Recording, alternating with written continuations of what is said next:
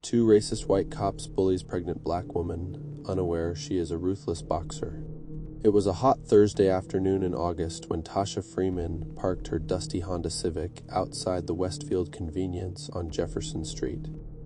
8 months pregnant, visibly exhausted and drenched in sweat, she pushed open her car door, winced as her back ached, and waddled toward the entrance. Her breath came slow and steady, focused and controlled, habits she had learned from years in the ring. To anyone watching, she looked like just another tired black woman trying to survive another summer in a city that didn't welcome her. But Tasha was anything but ordinary. She was a retired regional lightweight boxing champion, undefeated in 37 matches, and capable of cracking bone with a jab most wouldn't see coming. The baby had made her hang up her gloves for now, but her instincts were still sharp. Her eyes scanned everything. The bell above the store door jingled as she stepped in. She nodded to Mr. Lenny behind the counter, an old Korean store owner who'd always treated her with dignity. "You all right, Tasha?" he asked, eyes flicking to her belly. "I'm good, Mr. Lenny, just hot, real hot." She grabbed a cold bottle of water, a protein bar, and a pack of prenatal vitamins before making her way to the counter. She'd barely placed her items down when the doors burst open behind her with a loud clang. Two officers strolled in like they owned the block, Officer Doyle and Officer McCann. Doyle was the older of the two. Mid-40s, broad-shouldered, receding hairline, and the kind of permanent smirk that suggested he enjoyed making people uncomfortable. McCann was younger, maybe 30, lean with predatory eyes and a too-tight uniform. They were known in the neighborhood. Not for solving crimes, but for harassing young black men, pulling over mothers for imaginary infractions, and planting suspicion where there was none. "Look what we got here," Doyle drawled as he sauntered toward the counter. "Don't you think you're buying a little too much for someone on food stamps?" McCann snickered. "Might want to lay off those protein bars, sweetheart. That kid already looks like it's ready to pop out swinging." Tasha didn't flinch. She turned her head slowly toward them, locking eyes with Doyle. "You done?" she asked calmly, placing a $20 bill on the counter. "Where's your ID?" Doyle stepped closer. "You don't look like you belong in this neighborhood." Tasha turned to Mr. Lenny. "Ring me up, please." "I said," Doyle barked, stepping in front of her. "Let me see your ID." Mr. Lenny froze behind the register. McCann placed a hand on his holster. Tasha's heart rate didn't change. She stared up at Doyle with eyes that had once stared down opponents 3 times her size. She'd knocked out trained killers, dodged fists faster than cameras could catch. 2 bigots with inflated egos didn't faze her. "I don't have to show you anything. You have no probable cause?" Doyle chuckled and glanced at McCann. "Hear that? She's a lawyer now." McCann took a step forward. "You can come outside with us, or we can make this unpleasant." "I'm not going anywhere. You have no right." And that was when Doyle shoved her. It wasn't hard, just enough to rattle her. But Tasha took a slow, deliberate step back, instinctually moving her belly out of harm's way. Rage flared in her chest, not just for herself, but for her unborn daughter. She stared down at her protruding stomach, then up at Doyle. "Touch me again," she said quietly, "and I'll knock your teeth down your throat." The store had gone dead silent. Mr. Lenny's mouth hung open. Doyle's smirk turned vicious. "You threaten me, girl?" Tasha smiled. "No, I'm promising you." Doyle grabbed her arm. Bad move. Tasha's right hand moved with blinding speed, short, tight, and low. A perfect liver shot. Doyle's eyes widened as his breath left him in a wheeze. He stumbled backward, crashing into a shelf of potato chips and knocking them over like dominoes. McCann reached for his taser, but Tasha ducked behind a display of soda bottles, her fighter's instincts taking over. He aimed too slow. She popped up from the side, flanked him, and jabbed him in the side of the neck. It was precise and brutal, and McCann dropped the taser as he staggered back in shock. Doyle scrambled to his feet, clutching his ribs. "You psycho bitch!" Sirens wailed in the distance. Mr. Lenny must have hit the silent alarm. Tasha backed toward the door, her fists raised, breath even. "Don't come near me again." McCann pulled out his firearm. That changed everything. "Freeze!" he yelled, pointing it straight at her stomach. "I'll shoot." "Put it down," Mr. Lenny screamed. "She's pregnant. Are you insane?" But McCann didn't lower it. In that instant, Tasha dropped to her knees behind a counter display. The second the gun flicked toward her again, a single shot cracked outside. Glass shattered, McCann spun, stunned. The front window exploded as another bullet flew in. Someone was firing from across the street. Doyle dragged McCann down and yanked out his radio, screaming into it for backup. Tasha crawled behind the register, shielding herself. Gunfire was erupting outside now. At least 2 different shooters. Chaos. Mr. Lenny ducked beside her. What the hell is happening? I don't know, she said, sweat dripping from her forehead, heart pounding. But inside something clicked. It wasn't just a random shooting. Someone had her back. Outside, 2 black-clad figures sprinted between cars, returning fire. Tactical, clean, military maybe. Whoever they were, they knew what they were doing. Tasha turned to Mr. Lenny. There's a back door, right? He nodded rapidly. Through the stockroom. She crouched low and moved fast. Each breath burned her lungs. Her belly ached from the adrenaline, but she pushed through it. As she reached the back, bullets riddled the front shelves. She shoved open the back door and stumbled out into the alley. She wasn't running. She was retreating just for now, because this wasn't over, not by a long shot. Before we continue, let us know in the comments where you are watching from today and what time you are currently watching this video. If you enjoy stories like this, make sure to like, share, and subscribe for more. Tasha kept her back low as she moved through the alley, her breath tight in her chest, not from fear, but from focus. She paused near a dumpster, her eyes darting in every direction. The sun was still blazing above, but the alley was cool and shadowed. Somewhere behind her, sirens screamed louder. The crackle of gunfire had stopped, but it was only a matter of time before reinforcements rolled in. She put a hand on her belly. "You good, baby?" she whispered. A soft kick answered her. Tasha smiled. "That's my girl." She moved again, sticking close to the brick walls. She passed rusted trash bins, broken crates, and the faint smell of rotting food, trying to calculate her next move. She had to get off the grid for now. The cops weren't going to let this slide. She'd embarrassed them publicly and shot nerves they didn't know they had. As she reached the back of a pawn shop, a car screeched to a halt in the narrow alley. Tires slid on gravel. She turned fast, fists clenched, ready to fight when a familiar voice called out.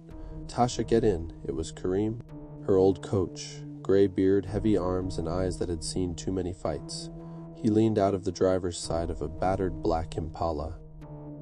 "What the hell are you doing here?" she asked, jogging toward the car. "Saw the news come in on the scanner. Knew it was you. Figured those 2 cowards would try something. Now get in." She climbed in fast, groaning as her back ached. The moment the door shut, Kareem floored the gas, fishtailing the car as they roared out the far end of the alley. "Whole streets blocked off now," Kareem said, steering onto a side road.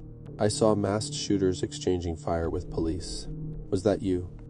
"No," she said, "but someone was helping me. I don't know who." Kareem didn't ask questions, he just kept driving. After 10 minutes of weaving through the industrial part of town, they pulled into an old auto garage. Kareem pressed a button, and the garage door groaned open. Inside, it looked abandoned. Tools scattered, dust-thick cobwebs in the corners. But to Tasha, it felt like a safe house. Once inside, he shut the engine and looked at her. "You need to tell me everything." Tasha exhaled. "Doyle and McCann cornered me in the store. Started harassing me, accusing me of stealing. Then one shoved me, so I hit him, hard. The other pulled a taser, then a gun. That's when someone started shooting from the outside. I slipped out through the back." Kareem rubbed his chin. "You think it was a hit?" "I don't think so. The shots didn't come for me. They were trying to suppress the cops, not hurt me. It was clean, tactical." "You sure it wasn't someone from your past?" Tasha paused. Years ago, she'd boxed under a different name. Underground fights, some of them rough.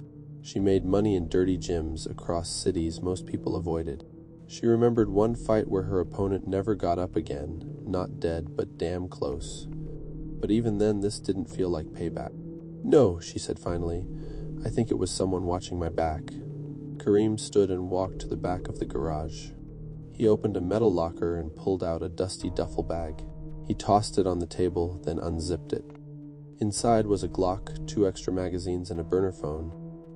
"I kept these after my nephew got jumped by some street cops a few years back," he said. "Thought I'd never need 'em. Guess I was wrong." Tasha stared at the weapon. She hadn't touched a gun since she left the underground fight world. But now, things were different.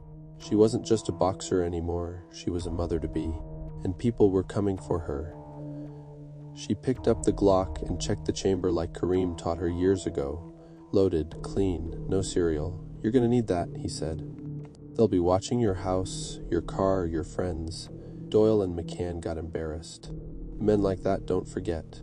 They'll twist the story, paint you as a thug, make people believe you started the whole thing. "I know," she said, sliding the gun into her waistband. "But I'm not hiding."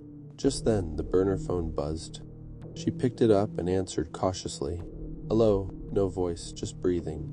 Then a digitally masked voice spoke. "You don't know us, but we've been watching you. You did good today, you're not alone. We've got eyes on Doyle and McCann. We'll be in touch." Click, the line went dead. Tasha stared at the phone. Kareem leaned in. "Who was it?" "I don't know," she said. "But they knew my name, knew what happened." Kareem paced. "Sounds like an operation. Could be ex-military, could be activists with gear. Hell, maybe even feds playing games." "I don't care who they are," she said. "As long as they keep those bastards from touching me again." She glanced at the clock. It was 4:32 p.m. She had until nightfall to plan her next move. "I want to go to my place. Grab a few things," she said. Kareem raised a brow. "That's the first place they'll check. I'm not staying long, just enough to get my prenatal meds and my laptop. There's stuff on there they can't have." He looked at her, then sighed. "You never did listen. All right, we go in, we go fast." They waited until the sun dropped below the buildings, painting the sky in orange and deep blue. Then they rolled out, staying in back roads and alleyways. By the time they reached her apartment, it was dark enough to move unnoticed.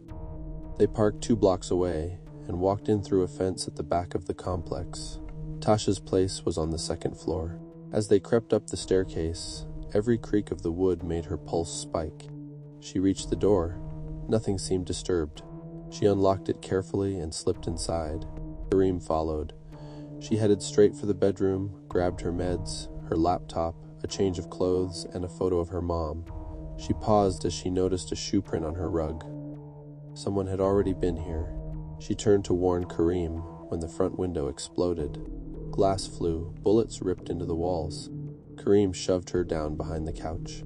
He pulled his pistol and fired twice toward the front. "They found us," he yelled. More gunshots answered. Tasha pulled her Glock. She hadn't fired a weapon in years, but her hands were steady. She peeked out and saw 2 shadows moving by the window. She fired once, twice one figure dropped. Kareem emptied a mag and ducked behind the table. "Out the back," he shouted. They moved fast. Tasha gritted her teeth, feeling the weight of her daughter inside her. She wasn't running because she was scared. She was retreating because she was going to come back smarter, stronger, and ready to end this. Because now it was war. The night air was thick with smoke as Tasha and Kareem dashed out the back door of her apartment. Sirens were already growing louder in the distance. They'd only have minutes, if that, before backup swarmed in. Kareem moved like a man half his age, clearing the narrow stairwell first. Tasha followed close, keeping one hand on her belly and the other wrapped tight around her Glock. Her heart pounded, not from fear, but from the fire building inside her. They tried to shoot her, in her own home. While pregnant, that changed everything. Once they hit the alley, Kareem led her to the Impala parked under a busted streetlight. The windshield had a fresh spiderweb crack on the passenger side, probably from a stray bullet. He didn't flinch. "Get in," he barked. They jumped in, doors slamming behind them, and he floored it. Tasha looked back just in time to see a pair of men in black hoodies step out of the shadows of her apartment complex.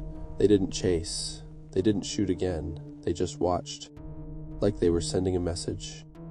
"Those weren't gangbangers," Kareem muttered, eyes glued to the road. "They moved too clean." "They weren't cops either," Tasha added. "But they were with someone. I could feel it." They drove for 10 silent minutes until they reached a dimly lit underground lot beneath an abandoned textile factory. Kareem had access. He used to work maintenance here before it shut down 5 years ago. He parked the car, shut off the lights, and pulled down the sun visor. A small key dropped into his lap. He grabbed it and led Tasha toward a steel storage room in the far corner. Inside was a dusty cot, old bottled water, canned food, and a wall-mounted first aid kit. "This was my hurricane stash back in the day," Kareem said. "It ain't much, but it'll buy us a day or two." Tasha eased herself onto the cot. Her back ached, her thighs burned, but her mind was crystal clear. "They're hunting me," she said, "and not just Doyle and McCann." "They're not going to stop," Kareem agreed. "You humiliated them. Worse, you survived. If word gets out about what happened, they'll look weak." Tasha clenched her jaw. "I'm not going to let them paint me like some violent criminal." "You need proof," he said. "Something solid." She pulled her laptop from the bag and flipped it open. The screen flickered on. Good, it hadn't been damaged during the shooting. "Last week I caught Doyle on my dashcam," she said. "He pulled me over for no reason. Made some comments about me fitting a profile. I saved the clip." Kareem raised a brow. "That's something. It's not enough. I need real dirt. Video, audio witnesses, something undeniable." Kareem crossed his arms. "You want to expose them?" "I want to bury them," she said, locking eyes with him. The next morning, Tasha woke to the sound of Kareem on a burner phone. "Yeah," he was saying, "we need a drop. Secure, no tails, and I want Malik there." He hung up and looked over. "Old contact," he explained. "Malik used to run a small tech crew. Hackers. Good ones. If anyone can get into the precinct's internal files, it's him." An hour later, they met Malik in an abandoned train yard. He looked about 25, wiry, with dreadlocks and thick glasses. He greeted Kareem with a fist bump, then turned to Tasha. "I saw the footage of your punch," he said with a grin. "Thing of beauty." "Appreciate it," she said, keeping her voice steady. "You think you can get me what I need?" Malik nodded. "Depends on how deep you want me to go." "Deep enough to ruin them," he whistled. "All right, give me 2 days." Tasha handed him her dashcam file. "Start with this." As Malik vanished into the shadows, Kareem leaned against the Impala. "You sure you trust him?" "No," she said honestly, "but I don't have the luxury not to." Later that night, Tasha insisted they move to a second safe house, an old boxing gym on the edge of town. It had been shut for years, but the owner, Big Marcus, still kept the back rooms clean and the ring ropes tight. He owed Tasha a favor from back in her fighting days when she took on a dirty promoter to keep his place from being seized. Big Marcus opened the back gate himself. "You're lucky I still got keys," he muttered. "Appreciate it, Marcus." "No questions asked," he replied. "But you're hot right now. Cops are snooping around everywhere." Inside the gym, everything came back to her. The smell of chalk, the faded posters of Ali and Tyson, the distant echo of gloves hitting bags. It wasn't a hideout, it was home. Kareem pulled out a roll of blueprints and spread them on a table. "I got these from a friend who used to clean at the precinct. Security layouts. If we're going to get something from inside, we might have to do it ourselves." "You're talking about breaking into the police station?" "I'm talking about evening the score." Tasha stared at the blueprint, one file, one video. One leak to the right reporter could bring Doyle and McCann to their knees. Suddenly, the gym lights flickered, then went dark. Kareem pulled his gun. Tasha dropped low. Outside, a car engine revved. Then tires screeched. Tasha moved to the side door, cracked it open. A black SUV sped away down the street. They hadn't attacked, they'd just scouted. "They know we're here," Kareem muttered. "They're watching us." Tasha looked around the gym. "We moved tonight. We don't wait anymore." "Where?" "The station," Kareem nodded slowly. "All right then. We hit them before they hit us." She walked over to the ring, placed a hand on the ropes, and looked up at the cracked ceiling. She didn't feel like a victim. She felt like a fighter again. And this time she wasn't stepping into the ring for a title. She was stepping in for her life and her daughters. The city was still asleep when Tasha zipped up her hoodie and tucked her Glock into the inside pocket. She tied her sneakers tight, pulled her braid through the back of her cap, and checked her phone. 3:17 a.m. It was the perfect time to move. The precinct on 9th and Harrison a fortress, but it was close. Kareem had studied the blueprints for hours, circling every blind spot, camera, and weak entry point. They had one shot at this. If they were caught, there wouldn't be a trial, just headlines. Pregnant felon attacks police station. But Tasha wasn't doing this for fame or revenge. She was doing this to make sure her daughter never had to grow up fearing people in uniform. In the back office of the gym, Kareem placed a small comms earpiece in her hand. Malik's in position. He's got a drone on standby to cut the feed to the back hallway. Once we're in, you've got 12 minutes max.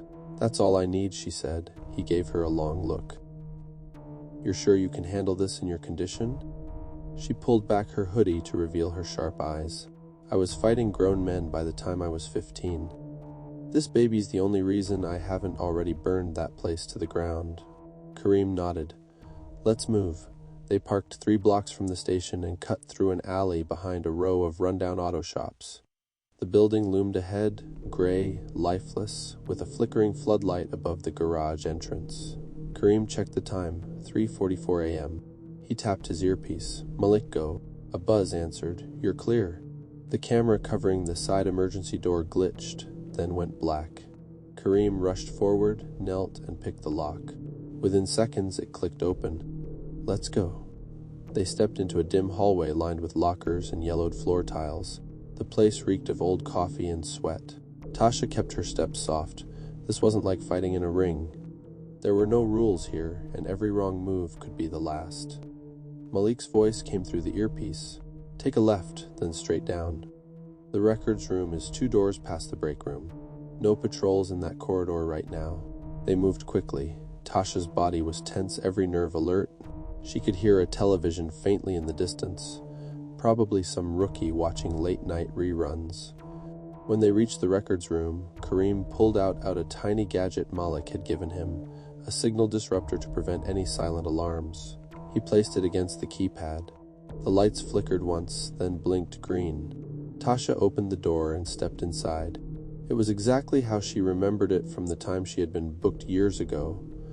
A cramped space filled with filing cabinets, plastic bins, and an old computer setup from the 2000s. She moved fast, plugging in a USB Malik gave her. It was programmed to pull all surveillance, arrest logs, complaint records, and body cam footage linked to Doyle and McCann. Come on, she muttered, glancing at the door every few seconds.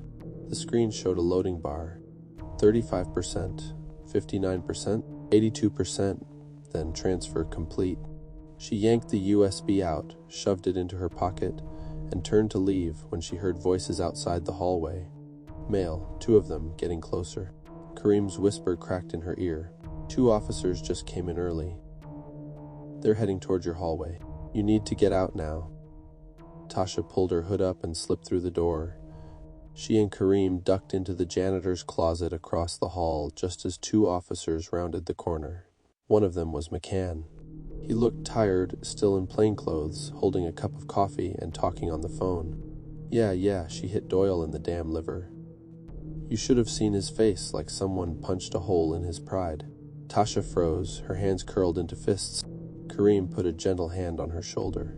Not now, McCann paused. Anyway, I'm only here to grab the report Doyle filed. We're gonna move on her again soon next time, no games.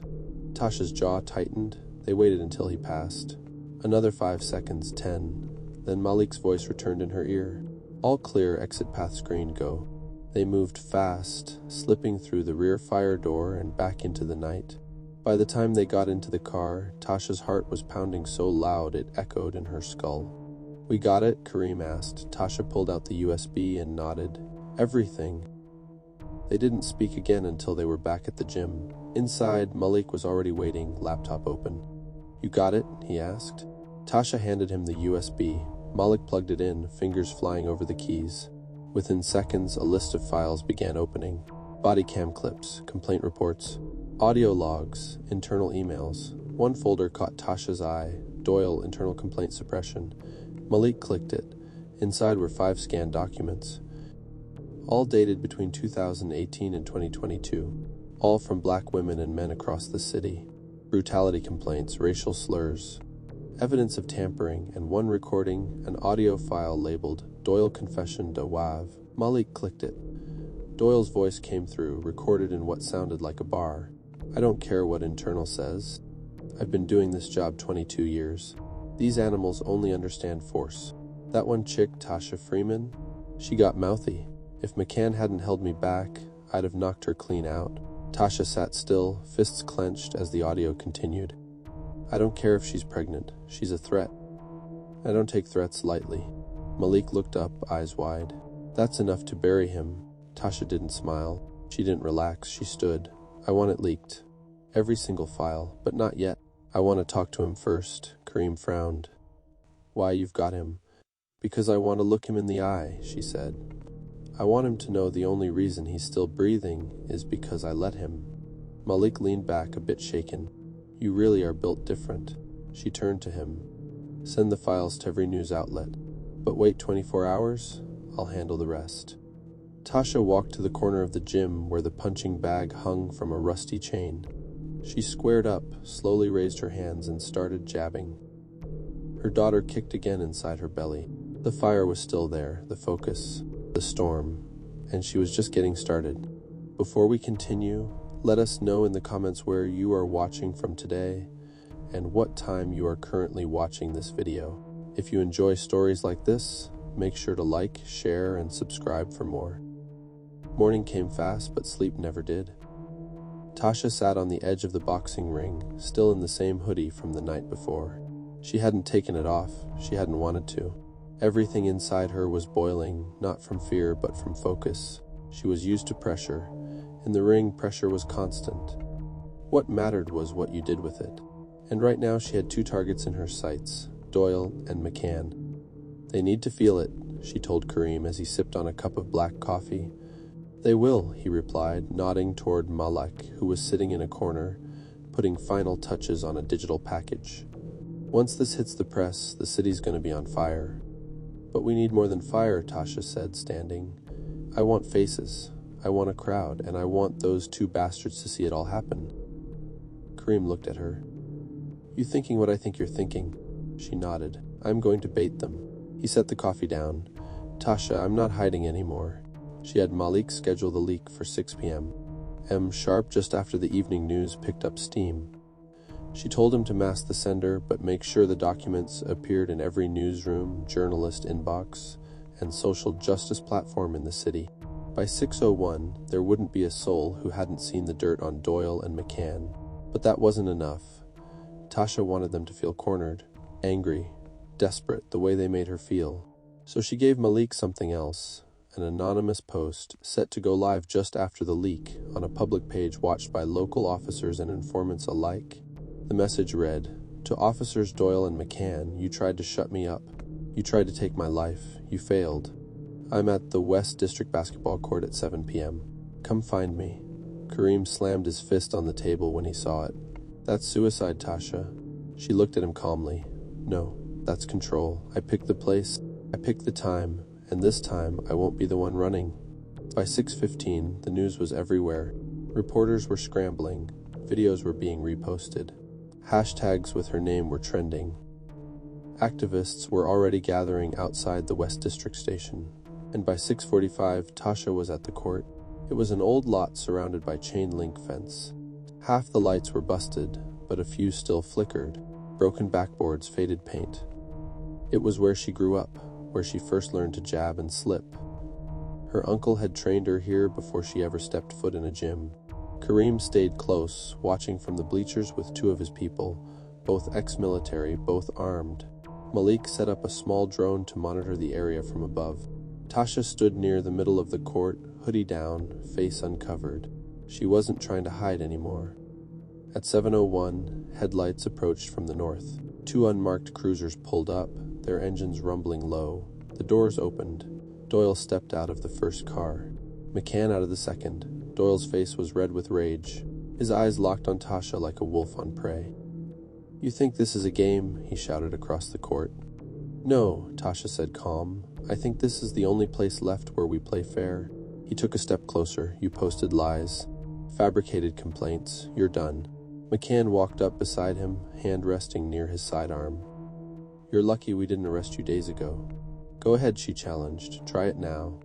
Let the cameras see. Let the whole city watch you try to hurt a pregnant woman twice. Both men paused, glancing around.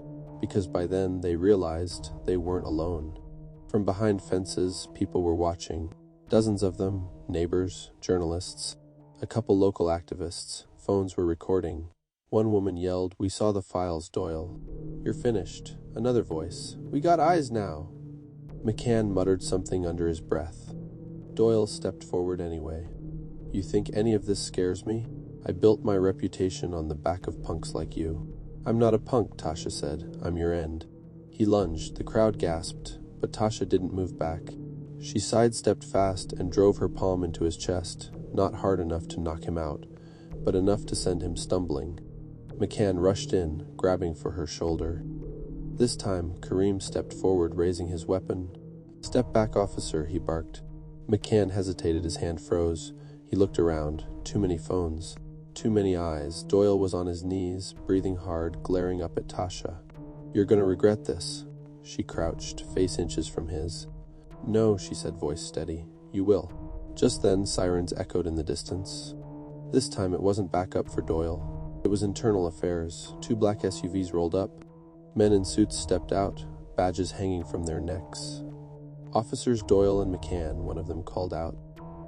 "We have questions regarding your conduct. You're both coming with us." The crowd erupted. People began cheering. Phones were raised higher. McCann turned pale. "You can't be serious." "I suggest you don't make this harder than it has to be," the agent said.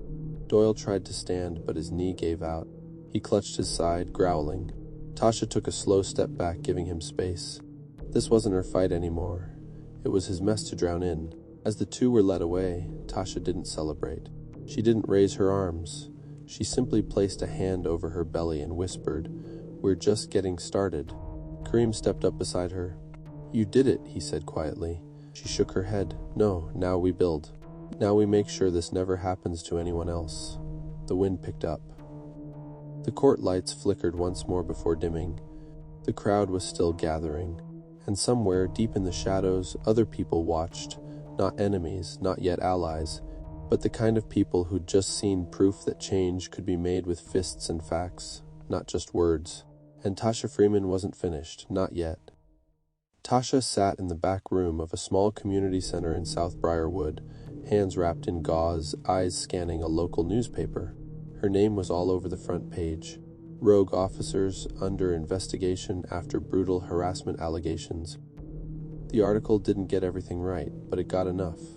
Doyle and McCann were officially suspended.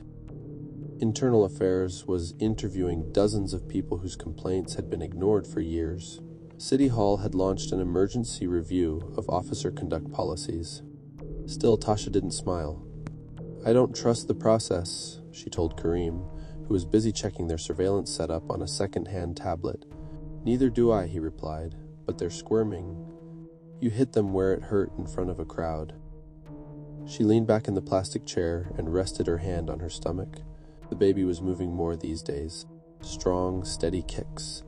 It was like her daughter already understood the world she was coming into and was ready to fight it. Malik walked in, hair tied back and laptop under one arm. "You're trending again," he said, grinning. "They're calling you the Southside Lioness." Tasha smirked. "Let them talk. I've got bigger plans." Kareem looked up. "You thinking about running?" Tasha raised an eyebrow. "For office," he nodded. "Local seat? Community board? Hell, maybe even city council someday." She shook her head. "I didn't start this to become a politician. I just wanted to live. Be left alone, raise my child in peace." "But look around," Kareem said, waving toward the window where people were starting to gather in the parking lot. Mothers, students, old men in worn caps. "They believe in you now." Tasha stood and walked to the door. Outside, a small group of young women were hanging posters with her face on them. Below her image were the words, "Fight back, protect your own." She watched in silence for a while. These were people who had no one. No protection, no connections. Just survival instincts and cell phones with cracked screens. One girl walked up to her. She looked barely 17. "Miss Freeman," she said shyly. Tasha nodded. "I saw everything. I just wanted to say thank you for not backing down." Tasha gave her a small nod. "You make sure you don't either." That night, Kareem brought in a man named Terrence. a local civil rights lawyer with a stubborn streak and a reputation for dragging dirty cops into court and making them pay. You've got the files, the witnesses, the footage, Terrence said. Let's push this thing all the way through. Not just suspensions, prison time. Tasha nodded slowly. Do it. Terrence pulled out a stack of legal forms. We're also filing for damages. If this works out, you'll have enough to raise your daughter without looking over your shoulder. Tasha waved the papers off. I'm not doing this for a check. Terrence shrugged. Doesn't matter. The check's still coming. The next morning, Malik called with a strange update. You're not going to like this, he said. Doyle and McCann both posted bail. Tasha's eyes narrowed. Already? Yeah. Their union's backing them hard. Looks like they're building a counter-narrative. Claiming you attacked them first, doctored the footage, faked the complaints. Some stations are already airing their side. Tasha stood still for a moment, breathing slow. Then she asked, Where are they now? Malik hesitated. Last ping I got put them near the docks. Industrial warehouse area. Looks like a private meetup. Might be organizing something. Kareem frowned. That area's a ghost town at night. They're not meeting a lawyer. They're meeting someone dirtier. Tasha didn't hesitate. We're going there. Within an hour, she and Kareem were in the Impala again, creeping along a row of rusted warehouses, Malik guiding them through an earpiece. Third one on the left, he said. I see heat signatures inside, 4 people, maybe 5. They parked a block away and walked in the shadows. Tasha kept low, her hoodie drawn up. Kareem had a revolver tucked in the back of his waistband, just in case. They didn't want to fight, but they were ready for one. The warehouse door was slightly ajar. They slipped inside. The air smelled of oil and damp concrete. In the back, under a single hanging bulb, Doyle stood facing 2 men in plain clothes. McCann leaned against a crate, smoking. I don't care what it takes, Doyle was saying. I want her gone. She humiliated us. This whole damn department's falling apart because of her. One of the plainclothes men replied, We got a guy. Quiet, no fingerprints, no ties. McCann blew smoke. Make it look like a robbery gone wrong. Tasha felt a chill run down her spine. Not from fear or rage. She looked at Kareem, who nodded. They stepped forward. Planning a hit on a pregnant woman, she said, loud enough for all of them to hear. Doyle spun around, shocked. McCann cursed, dropping the cigarette. Kareem raised his weapon. Hands, now. The 2 hired men reached for their jackets, but Tasha already had her Glock up. Don't, she said firmly. We've got you on audio. Every word. Malik's voice came through the earpiece. Recording sent, streaming live to 2 servers. You're golden. Doyle's face went pale. You're bluffing. Tasha stepped closer. Try me. The 2 hired men slowly raised their hands. McCann backed toward the wall. You don't want to do this. No, Tasha said. You didn't want to do this. I'm just ending it. Sirens wailed in the distance again. Kareem smiled. Guess your own people are tired of cleaning up your mess. Doyle dropped to his knees as red and blue lights lit up the warehouse walls. His hands were shaking. This time no one was coming to save him.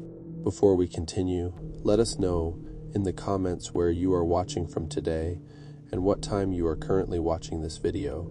If you enjoy stories like this, make sure to like, share, and subscribe for more.